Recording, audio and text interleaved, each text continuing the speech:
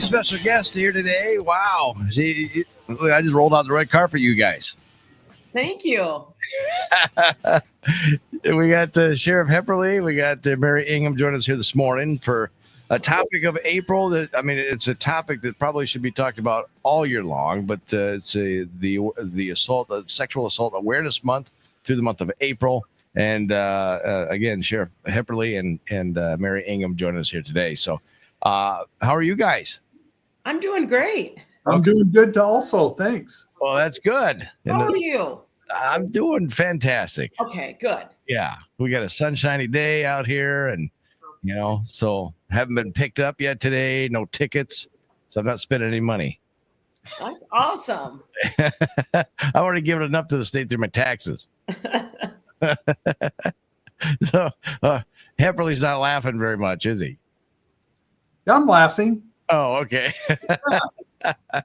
So we all want to keep our money, right? Right, exactly. Have you guys had your taxes done already? Yes. Oh, wow. Okay. All right. So and you got your money back? No. You either, Mary? You shouldn't get money back. You don't want to let other people have your money throughout the year. Pay in a little bit. Make them work for it. Yeah, we're givers. We're givers. well, I'm a taker this year. So okay. Good for you. Yeah. So by the time you take all the fees out, it it doesn't come out to be too much. Not gonna go buy a new car. Okay. Yeah. So hey, let's get on it. Mary, we've talked over through the years a lot, with the sheriff pals and stuff. And I don't know if did we talk last year, Sheriff Hepperly, about this or not? I can't remember. I started getting involved with your little three-way conversation last year. Oh, okay. So year two. Okay. So let's talk a little bit about this on the serious side of things. Sexual Assault Awareness Month. Well, what is that month? What is this all about? So, and you alluded to this earlier. Really, every day should be Sexual Assault Awareness and Prevention Day. April is a month where we work with our community stakeholders, like our friends in law enforcement and medical providers and educators, to just focus a little more education on the prevalence of sexual violence throughout North Iowa and the state or the nation, the world, really, to make sure, number one, that victims know that there is help available, that it's never their fault, and that we also, I think we have a great network in North Iowa that holds offenders accountable. So that's why we work so closely with our friends in law enforcement. We focus on meeting the needs of victims, and our friends in law enforcement work to hold offenders accountable. Now, what's the difference? Explain to me what the difference is between sexual assault and domestic assault or abuse. So when we talk about domestic abuse or domestic violence, that's an entire array of, it can be everything from emotional abuse, physical violence, primarily happening within family members or people involved in a dating or intimate relationship. Sexual violence includes any sexual act against somebody's will.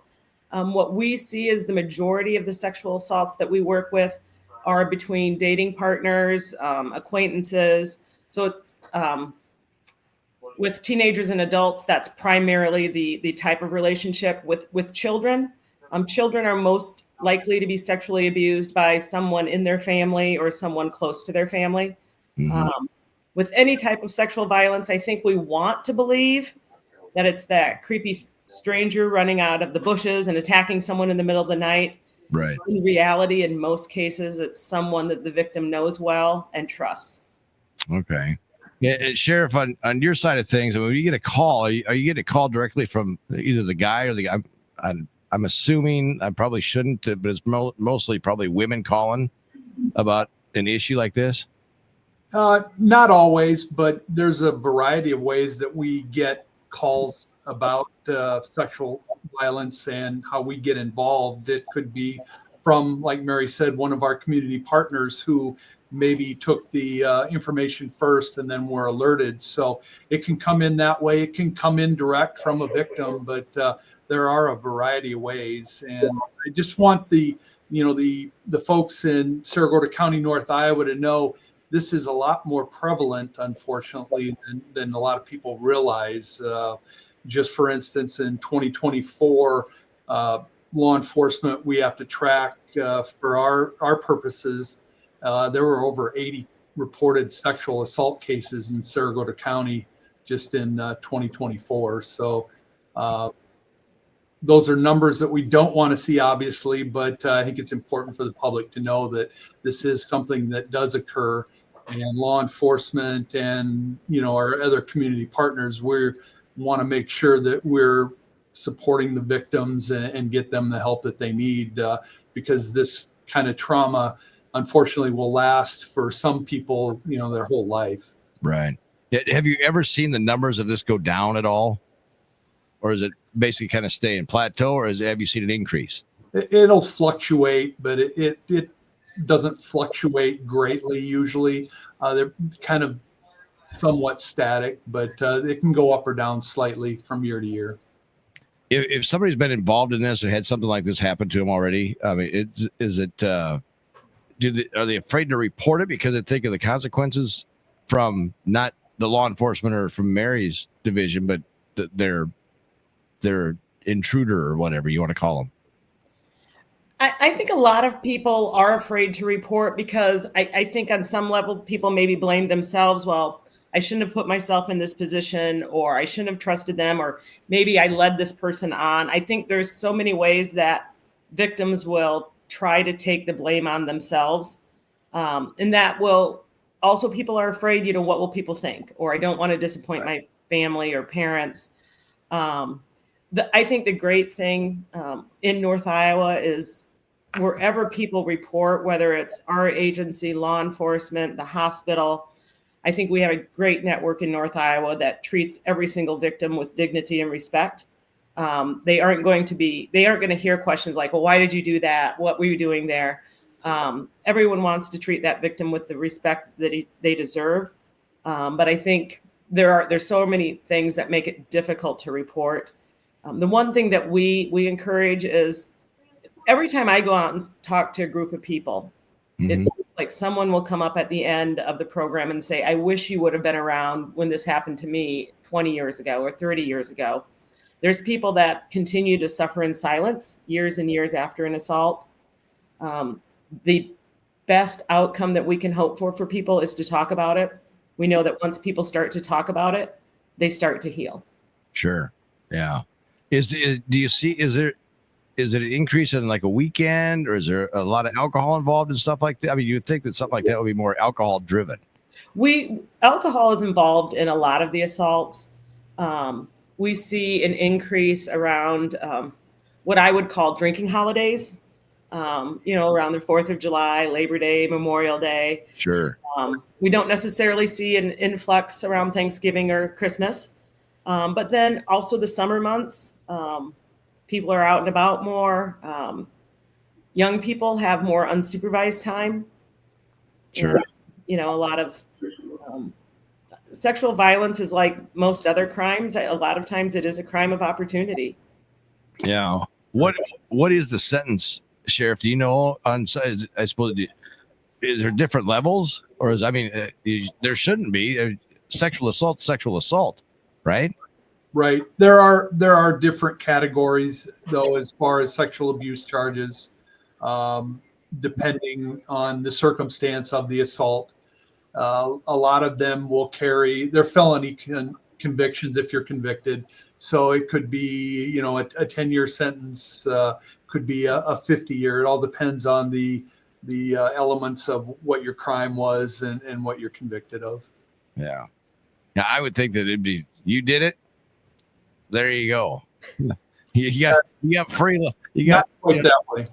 Not quite that way. Not quite that way. There's different. Once it gets into the judicial system, then there's a whole other element of how these cases are handled. And maybe another good point, as far as a lot of people will look at, what the outcome of a case is, and they would say, well, like you alluded to, maybe that's definitely not harsh enough. But what people need to realize too is when these cases are prosecuted and they go through the court system, the important thing, and I think it's another healing part for the victim, is that they do have a lot of consultation with the prosecutor, and so their thoughts and feelings go into how these are prosecuted too. We want to make sure we don't victimize or re-victimize the victims. So there's a lot of different layers that go into this. Once someone is convicted, then they're on the sex offender registry. There's different tiers of that. So there's just a lot of different layers that go into these cases, and then how they're ultimately prosecuted, and the disposition once it goes through court. Right. Is there anything else, Mary or Sheriff, that you can think of that we want to get out to make it for the awareness? I think as far as awareness, I think the big thing we want is if there's someone out there listening today that it's been a victim and they haven't talked to anyone, or they've been a victim and they need to talk to someone, to reach out to our agency at 1-800-479-9071, where they can check us out on the Facebook and interact with us on that platform as well. Yeah. Do you get much social media interaction with something like that, Sheriff? Yeah, with our page, we frequently will have people that will respond or give us messages, and varying information comes in that way. But we take reports through even the Facebook page. So we're want to make sure that we're able to assist any victims that we can. How that happens, if it comes from a direct call, if it's through social media, we're eager to help out however we can. Mary, Sheriff, thank you guys so much for taking the time to talk to us today and get the awareness out about sexual assault in the month of April.